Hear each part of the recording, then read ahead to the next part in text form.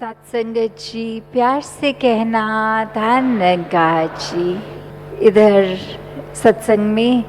और ये सभी के दर्शन हो रहे हैं एक अभी पंक्तियों में भी, और जैसे बैठे हुए जब भी जिससे नज़र मिले वो मुस्कुराहट, वो भाव एक प्यार के, और वही एक प्यार हर कोई जो अपने अंदर रखता है, वो प्यार इस दातार, इस निराकार से मिला प्यार, उसी को आगे बांटने का प्रयास एक जीवन में एक बिना रुके होता रहे। अपने अंदर की जो भी एक हमें पता होता है हर एक को कि ये वीक एरिया है हमारा थोड़ा, यहाँ स्वभाव में हमें पता है हमको इस जगह पे चेंज करना है अपना स्वभाव, तो वो जब एक दातार के द्वारा चेतनता से पता है तो उसको बदलने से सिर्फ हमारा अहंकार ही हमें रोकता है कि जानते हुए भी कि यहाँ सुधार है, वहाँ सुधार को एक शुरुआत ही उसकी नहीं करते। और फैक्चुअली एक किताबी तौर पे पता भी है कि जितने ज़्यादा सुधार होंगे उतना ज़्यादा एक हम ज़्यादा स्पष्ट एक रूप में अपने जीवन को, सहज जीवन को, एक स्थिर जीवन को और जी पाएंगे। तो बात वही कि कैसे अपने जीवन में जहाँ हर एक ने ये ब्रह्म ज्ञान लिया, ये दातार इस निराकार से जुड़ के फिर कैसे ये सिखलाइयाँ जो सत्संग की होती हैं वो एक जीवन में उतारते हुए स्वयं का भी सुधार करना है, जहाँ वहाँ जीवन को भी इस तरह बनाना है कि चाहे इसलिए नहीं कि कोई हमारा जीवन देख रहा है, पर इसलिए क्योंकि इस निराकार से जुड़े हैं तो जीवन इस तरह का ही होना चाहिए। ये एक करने का कोई एफर्ट नहीं, ये खुद ब खुद ऐसा सुंदर जीवन हो जाना चाहिए जिसको फिर अगर कोई देखता भी है समाज में तो वो एक अच्छे जीवन की परिभाषा पे खरा उतरे। तो कैसे अपने जीवन में हर समय एक सही दिशा पे कायम रहा जाए, एक पल पल ये जो डगमगाता जीवन, पल पल में अलग अलग चीज़ें हो रही हैं, तो कैसे फिर एक जैसा रहा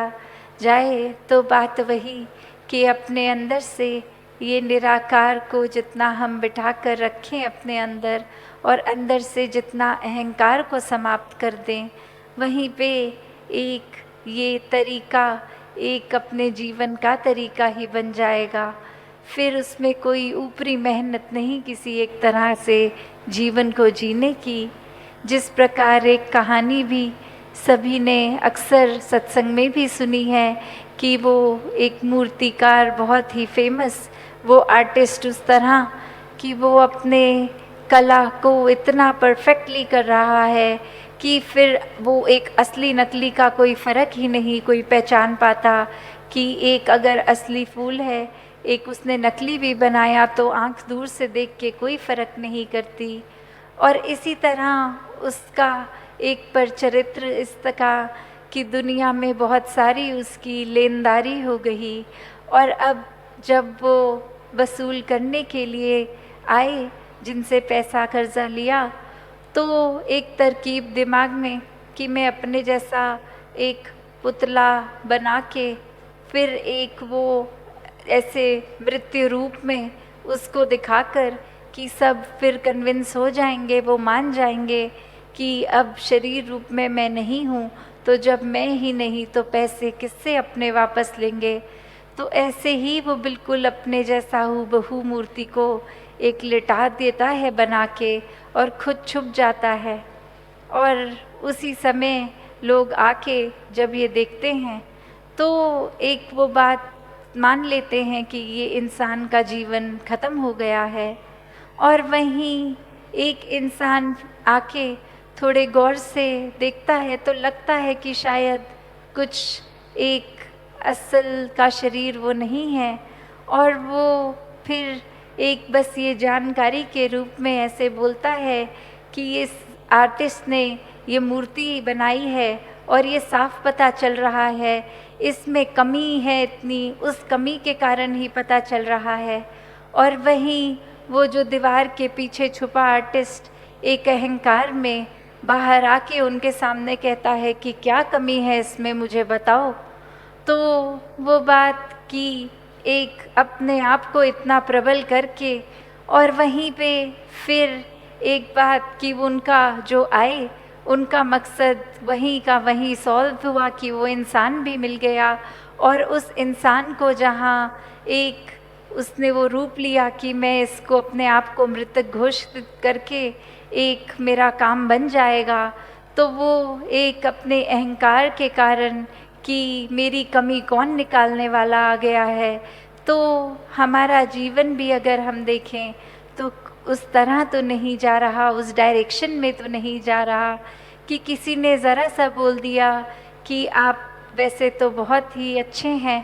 पर एक ही अगर सुधार आप अपने अंदर कर लें, तो क्या हमारे अंदर भी वो भाव नहीं आ रहा कि कोई अगर क्रिटिकल हो रहा है हमारे बारे में, तो हम वो क्रिटिसिज्म को भी कैसे लेते हैं? क्या हम उसमें सच में देखते हैं कि वो इंसान हमारी भलाई चाह रहा है, और कुछ अगर सामने लाया तो हम उसको किस प्रकार ले रहे हैं? या फिर अपने अहंकार से हम वो अच्छाई को, सुधार तो दूर की बात, उस इंसान को ही नापसंद कर रहे हैं कि हमारी कमियां बता रहा है।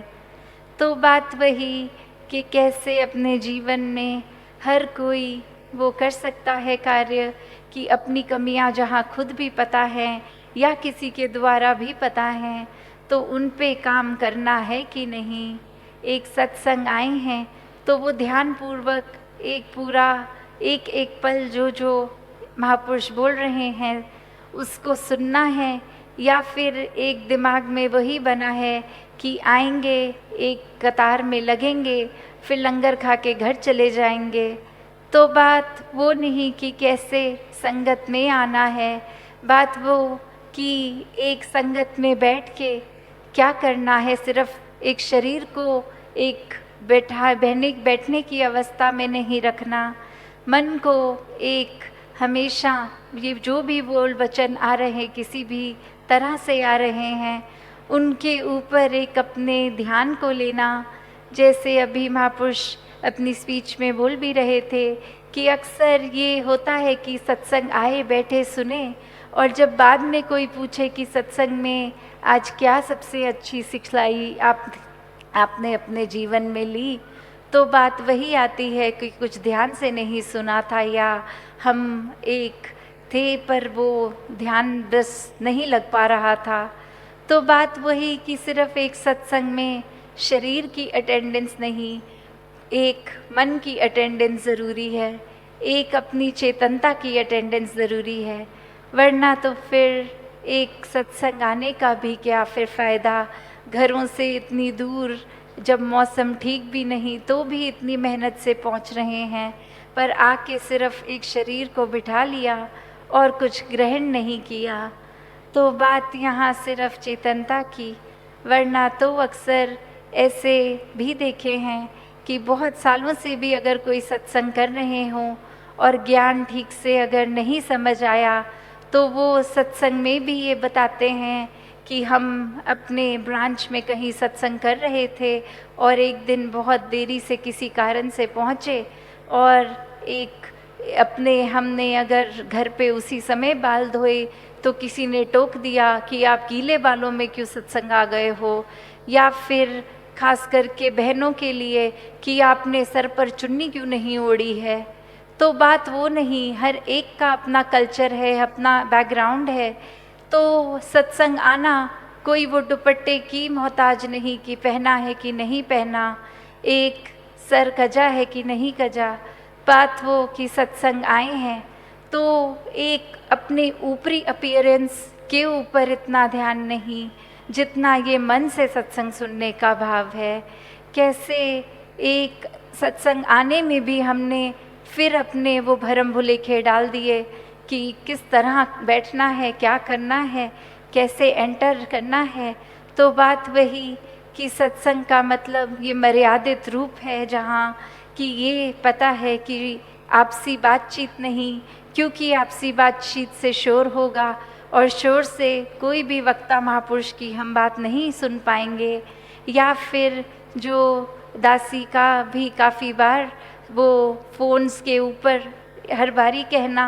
कि वो फिर ध्यान भंग की बात है कि संगत आके ध्यान लगा के किसी की बात सुन रहे हैं, और फिर मोबाइल फ़ोन्स भी वो किसी ना किसी रूप से डिस्ट्रैक्शंस बन जाते हैं। या फिर अक्सर एक कतार में आकर फिर बात वो नहीं रह जाती कि हम एक नियम से आकर चले जाएं। कोई सेवा दल के सदस्यों ने जब बोल दिया कि इधर से प्रवेश नहीं वहाँ से, तो वहाँ फिर अपना गुस्सा भी काबू नहीं हो पाया, या अपनी ज़िद पे इतने अड़ गए कि हम तो ऐसा ही करेंगे।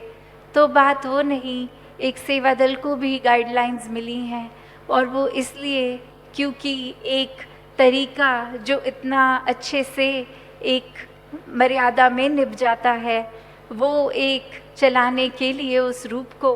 क्योंकि सत्संग में हर किसी संत को जहाँ संगत माँ का दर्जा है वहाँ वो सुविधा रूप कि किसी को कोई परेशानी ना हो, तो वहाँ सत्संग में आए संतों की भी ये जिम्मेवारी कि कोई ज़िद करके, कोई अपनी बात मनवा के, एक ज़बरदस्ती कुछ हासिल करके कुछ नहीं मिलेगा। या फिर सत्संग में आने के समय कोई ये ही मान ले कि हम जो आते हैं तो हम पीछे बैठते हैं, आगे नहीं बैठते, और एक वो भाव मन में अभी भी इतनी संगत करने के बाद वो जाति पाति का कि हमारी जाति छोटी है इसलिए हम पीछे बैठ जाते हैं। तो बात वही कि ज्ञान ही उस समय जीवन में नहीं पूरी तरह उतरा, अगर अभी भी हम किसी की जाति ऊंची और किसी की नीची मान रहे हैं। या फिर एक आम तौर पे ये भी देखा गया है कि मेंटालिटी संगत में इतना जुड़े हुए, मिशन से इतना जुड़े हुए इतने सालों से, फिर भी धारणा वही कि आगे आगे तो कोई वीआईपी ही बैठते हैं, आम संगत पीछे होती है। नहीं, ऐसा कुछ भी नहीं है। एक संगत का मतलब ही ब्रह्मज्ञानी है, और जहाँ ब्रह्मज्ञानी है वहाँ कोई जात पात नहीं है, वहाँ कोई साधारण कोई वीआईपी नहीं है, वहाँ सब एक ही प्लेटफॉर्म पे हैं। जैसे इस धरती पे हमने एक अपने पैर हर एक ने टिकाए हैं, वो हमारा प्लेटफॉर्म है। और फिर अगर किसी की कद काठी जैसी है उस हिसाब से वो हाइट डिफरेंस की तरह एक लंबा नज़र आ सकता है, एक छोटा नज़र आ सकता है, पर जो बेसिक प्लेटफॉर्म है ये ज़मीन, वो तो सभी के लिए एक बराबर है। तो बात वही कि अगर हम कुछ अपने आप को ये उस भुलेखे में डालेंगे कि सत्संग से जोड़ते हुए ही कितने भरम भुलेखे हम खुद ही बना देंगे, तो वो वह बात कि एक मर्यादा जहाँ, एक डेकोरम जहाँ बहुत ज़रूरी है, वहाँ किसी पे कोई पर्सनल अटैक करने का, कोई एक किसी का जजमेंट नहीं होना चाहिए। हर किसी की अपनी भक्ति है, हर कोई अपनी भक्ति के एक अलग पड़ाव पे है। कोई हो सकता है अभी अभी जुड़े हों तो भी वो इतने ज़्यादा डीपली ये निराकार को एक उसमें रंग जाते हैं, और कहीं आते भी इसलिए हैं कि इस परिवार वाले नाराज़ होते हैं अगर हम सत्संग ना आएँ, तो इसलिए बस एक फॉर्मेलिटी की तरह आ जाते हैं। तो बात वही कि हर कोई यहाँ जो आया है वो सत्संग कौन किस वजह से कर रहा है, पर बात वही कि सत्संग अगर करनी है तो वाकई ही उसको सत्संग की तरह ही करा जाए, वरना सिर्फ शरीर की अटेंडेंस का कोई फ़ायदा नहीं। उससे बेहतर तो आराम से घर में ही बैठ लिया जाए। तो उसी भाव से कि सत्संग की जो एक सैंक्टिटी है, एक जो बात है कि क्यों आ रहे हैं सत्संग, अक्सर वो भी मान लेते हैं कि घर का माहौल ठीक नहीं है तो कुछ घंटों के लिए ब्रेक ही हो जाएगी, चलो सत्संग हो आए, कोई मन को उन घंटों के लिए सुकून मिलेगा। तो फिर बात फिर से वही कि अगर सत्संग के दौरान सत्संग में सुकून है और सत्संग ख़त्म होते ही वो सुकून एक चला गया, तो हमारे जीवन में ये निराकार कितना उतरा है क्योंकि जो निराकार इस सत्संग हॉल में इस टाइम है वही तो घर पे है, वही तो हर जगह है। तो फिर अगर हम यहाँ पे तो अपने आप को बेहतर महसूस कर रहे हैं पर इस निराकार की बनाई हुई दुनिया में नहीं, तो फिर बात वही हो गई कि हम जिसको क्लेम करते हैं जिससे प्यार है, तो वाकई ही उससे प्यार है भी कि नहीं, उसको हम खुद ही वो परख कर सकते हैं।